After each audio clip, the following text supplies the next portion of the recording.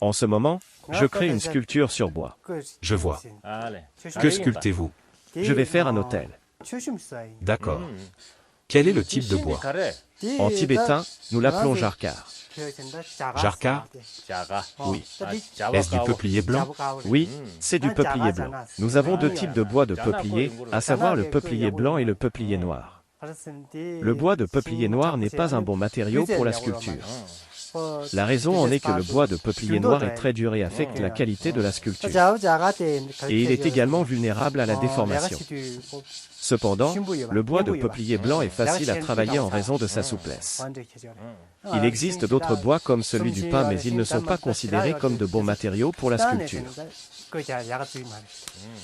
Celle-ci est considérée comme un meilleur choix. En général, vous le trouverez partout dans notre région tibétaine. Oui, l'arbre pousse dans chaque partie du pays. Cependant, il existe différents noms car chaque région a son propre dialecte. Certains l'appellent Degia, d'autres l'appellent Dekok. Dans le dialecte de Lhasa, nous l'appelons Jarkar et Jarnak. Nous disons trépas aussi. Le bois de trépas est très dur et il est utilisé pour réaliser des sculptures haut de gamme. En général, ce type de bois est le plus utilisé.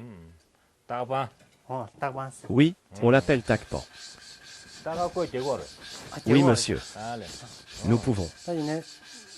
Mais en général, le bois de peuplier blanc est plus populaire.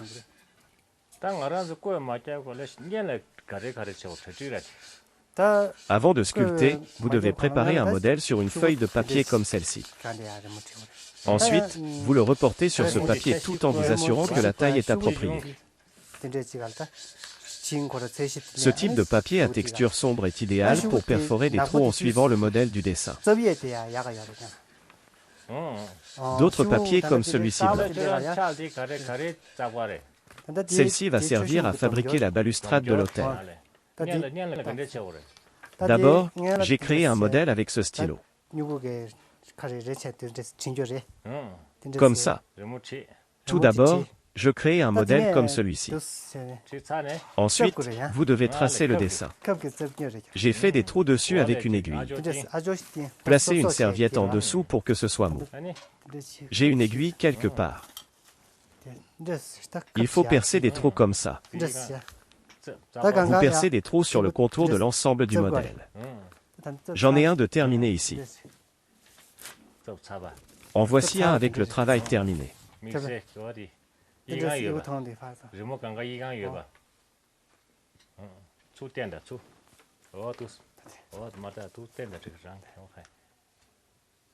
C'est une pratique tibétaine traditionnelle très ancienne.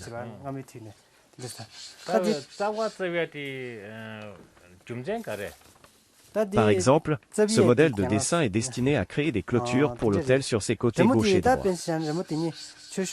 Et cela permet que les deux soient identiques. Si je le dessine à la main, il y aura quelques petites différences. En termes de temps, cela rend le travail beaucoup plus facile. Après avoir terminé la création du modèle, vous pouvez le réutiliser plusieurs fois. Correct. Et vous tracez le modèle en le plaçant comme ceci. C'est exact.